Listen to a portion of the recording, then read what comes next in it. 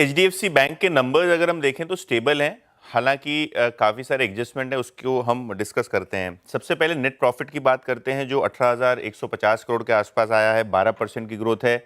Net interest income की बात करें तो 31,400 करोड़ के ऊपर ही नंबर है, 5% की ग्रोथ है और एक्सपेक्टेड लाइंस पे है। अगर हम ग्रॉस एनपी नेट एनपी की बात करें तो सिक्वेंशली थोड़ा पेन बढ़ता हुआ नजर पड़ रहा है, मार्जिनली, ऐसा कोई अलार्मिंग चीज़ नहीं है। और ब्रॉडली ये सीजनैलिटी है, क्योंकि जो किसान रिलेटेड, जो एग्री रिलेटेड स्लिपेजेस हैं और जो एसेट क्वालिटी वहाँ खराबी हुई है, और क्योंकि मॉनसून अच्छा है, Q2 Q3 ऑनवर्ड्स ये रिकवर भी हो जाएगा। प्रोविजंस 3200 करोड़ के सामने 14,400 करोड़ रुपए के प्रोविजंस।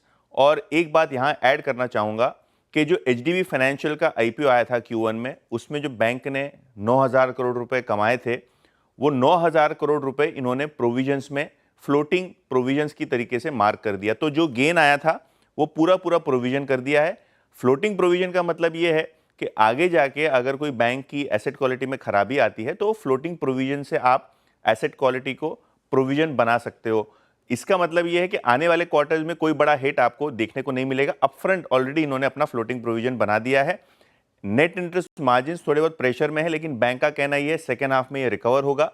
और क्लियरली अगर हम बात करें तो जो स्लिपेजेस हुए हैं क्वार्टर में, जो एसेट क्वालिटी खराब हुई है, वो एग्री स्पेस की वजह से हुए, जो कि 25% से ज्यादा उस पर्टिकुलर सेक्टर से आता हुआ नजर पड़ रहा है।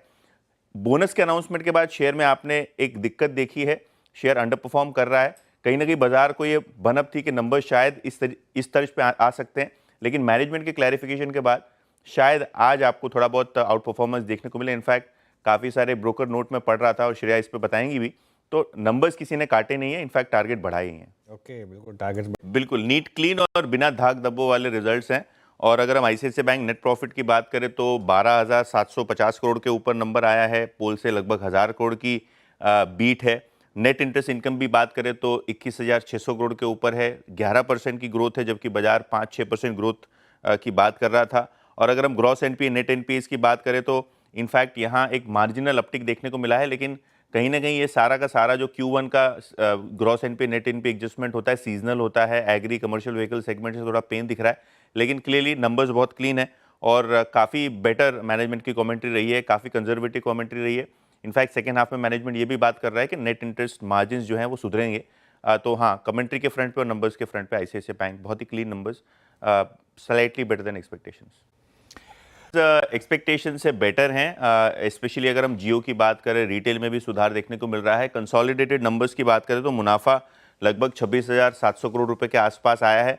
ये शेयर होल्डर्स को एट्रीब्यूटेबल है, लेकिन ओवरऑल नंबर्स जो हैं कंपनी के वो 30,000 करोड़ के पार चले गए हैं। इस टाइम ऑब्वियसली 9,000 करोड़ रुपए आपको एशियन पेंट्स के सेल की वजह से बढ़ते हुए नजर पड़ रहे हैं। मार्जिन में सीक्वेंशियल आपको स्टेबिलिटी देखने को मिल रही है। हालांकि O2C बिजनेस और oil and gas business expected तर्ज पे थोड़े कमजोर हैं। रिटेल में जैसे कि मैंने पहले कहा आपको इंप्रूवमेंट देखने को मिल रहा है। और स्पेशली बात करना चाहूंगा जियो के रिजल्ट्स की, क्योंकि जियो के नंबर्स है ना काफ़ी बेटर हैं। इनफैक्ट अगर हम जियो के मार्जिन्स की बात करें तो बेटर देन एक्सपेक्टेशन है। अगर हम प्रॉफिट की बात करें तो यहाँ आपको नंबर्स काफ़ी बेहतरीन तरीके से सुधरते हुए नजर पड़ रहे हैं सिक्वेंशियल बेसिस पे। और आरपू जो कि बाजार 206 रुपये 207 रुपये पे खड़ा हुआ था, 208 रुपये 30 पैसे के आसपास जियो का आरपू आता हुआ नजर पड़ रहा है। तो जो टेलीकॉम बिजनेस है वो कहीं ना कहीं इस क्वार्टर का सबसे बड़ा हाईलाइट रहा है और मार्जिन्स के तर्ज पे, प्रॉफिटेबिलिटी की तर्ज पे बहुत ही बेहतरीन नंबर्स जियो के। तो बहुत ही बड़ा अपडेट है अलायंस के साथ, जो कि एक जर्मन बहुत बड़ी कंपनी है इंश्योरेंस के सेगमेंट में। वहाँ जियो फाइनेंशियल का जॉइंट वेंचर हो गया है। ये जॉइंट वेंचर इनिशियली री इंश्योरेंस कारोबार के लिए रहेगा और जिस तर्ज पे जियो को लोकल एक्सपर्टीज़ है, डिजिटल प्रेजेंस है और अलायंस की जो ग्लोबल अंडरराइटिंग स्किल्स हैं, उसके कारण दोनों ही कंपनी को री इंश्योरेंस बिजनेस में इनिशियली जॉइंट वेंचर का अनाउंसमेंट करना है। और अगर हम बात करें तो जनरल इंश्योरेंस हो या लाइफ इंश्योरेंस हो, आगे जाके जॉइंट वेंचर उस तर्ज पे भी काम करता हुआ आपको नजर पड़ेगा। तो ब्रॉडली अगर हम बात करें तो जिस हिसाब से आपने बजाज के साथ अलायंस की ग्रोथ देखी है इंश्योरेंस कारोबार में, और उसके बाद वो जेवी टूटा और अब जियो के साथ जो जेवी करने वाले हैं, तो क्लियरली नजरें रहेंगी आज जियो फाइनेंशियल पे, क्योंकि बहुत बड़ा जॉइंट वेंचर री इंश्योरेंस स्पेस में यहाँ आपको होता हुआ नजर पड़ रहा है। और ब्रॉडली जैसे कि मैंने पहले कहा, लाइफ इंश्योरेंस और जो जनरल इंश्योरेंस है, इसके ऊपर भी ये वेंचर काम करता हुआ आगे जाके नजर पड़ेगा। देखिए सीएनबीसी टीवी 18 की ये रिपोर्ट है और ये सजेस्ट कर रहे हैं कि जो एक्सिस बैंक ने इस टाइम प्रोविजंस बनाए हैं और जो कंजर्वेटिव अकाउंटिंग स्टैंडर्ड्स लिए हैं वो आरबीआई के दबाव की वजह से आपको होता हुआ नजर पड़ रहा है। इनफैक्ट आरबीआई ने इंटरवेंशन किया है और बैंक को ये कहा था कि अपने एनपीएस के रिकॉग्निशंस को और बेहतर बनाएं। कहीं ना कहीं एनपीए पॉलिसी बैंक की काफ़ी लीनियंट लगी आरबीआई को, जिसके बाद ये निर्देश आते हुए नजर पड़े। इनफैक्ट अगर हम बात करें तो आईआरएसी नॉर्म्स के हिसाब से एक्सिस बैंक कंप्लायंट था, कोई इसमें इशू नहीं था। इनफैक्ट कॉन्फ्रेंस कॉल पे भी मैनेजमेंट ने ये कहा कि ऑलरेडी हम आरबीआई के रेगुलेशंस के साथ कंप्लाई कर रहे हैं।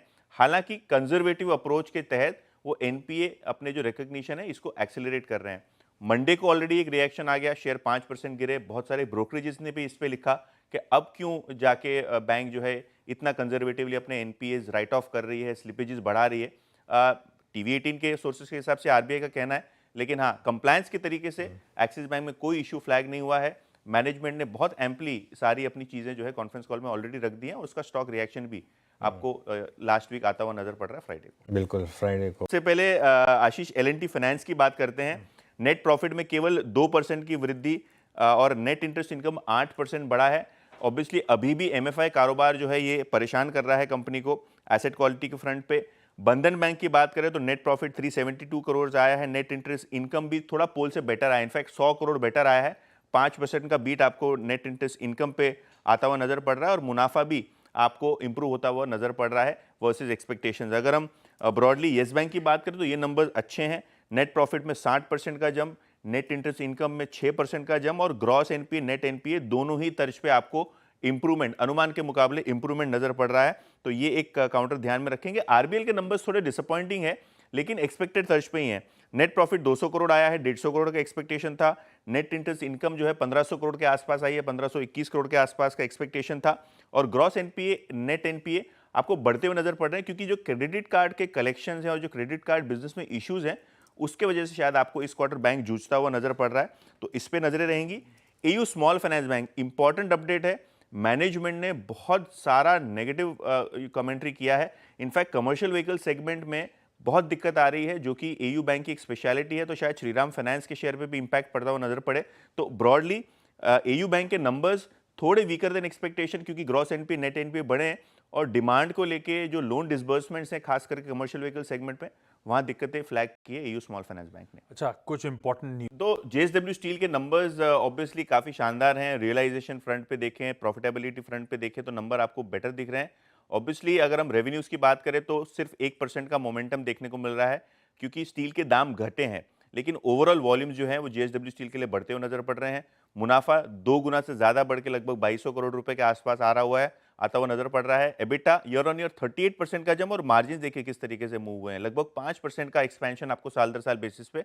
तो क्लियरली ये नहीं हमको पता कि आगे जाके कैसा प्रदर्शन रहेगा, लेकिन Q1 का नंबर काफी शानदार है और एंटी डंपिंग ड्यूटी जो सरकार ने लगाई थी चौथी तिमाही में लास्ट फाइनेंशियल ईयर में, उसका बेनिफिट भी कहीं ना कहीं रियलाइजेशन में आपको जेएसडब्ल्यू के नंबर्स में आता हुआ नजर पड़ रहा है। भाई साहब बहुत सारे सोना कॉम्स अगर हम बात करें तो चाइना में इन्होंने अपनी फैक्ट्री लगाने का अनाउंसमेंट कर दिया है और कयास ये लगाया जा रहा है, स्पेकुलेशन ये है कि ये जो चाइना में जॉइंट वेंचर है जहां $16 मिलियन का निवेश रहेगा, यहां आपको इलेक्ट्रिक व्हीकल मार्केट के सबसे बड़े प्लेयर बीवाईडी को सप्लाई चेन के लिए मदद होगी और जिनेट मशीनरी के साथ ये जॉइंट वेंचर होता हुआ नजर पड़ रहा है।